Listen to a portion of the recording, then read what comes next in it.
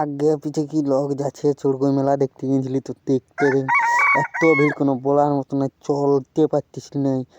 আশেপাশে তুই একটি ভিডিও দেখাতেছিল তো উদারে বাইলে বাইলে হাসিও লাগিস। তার মধ্যে ভিডিওটা ওখানে আছে, পেছনে আছে বন্ধু ছেলেগুলা।